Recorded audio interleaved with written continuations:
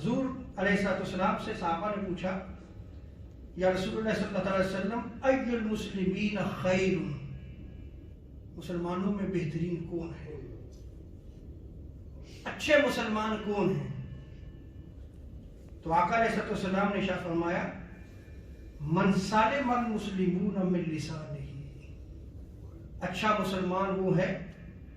کہ جس کی زبان سے دوسرے مسلمان محفوظ رہیں، اسی زبان سے جھگڑتا ہے، اسی زبان سے گالیاں نکالتا ہے، اسی زبان سے جھوٹ بولتا ہے، اسی زبان سے چغلی کرتا ہے، اسی زبان سے فتنہ و فساد پھیلاتا ہے۔ تو آپ دیکھیں اس زبان کے کتنے فتنے ہیں، اور اولیاء کرام کی اگر ہم زندگیوں کو دیکھیں جو اخلاق مصطفیٰ صلی اللہ علیہ وسلم پر عمل کرتے ہیں، وہ زبان کی حفاظت کیا کرتے تھے۔ اسی لیے آقا علیہ السلام نے ارشاد فرمایا من صامت نجا،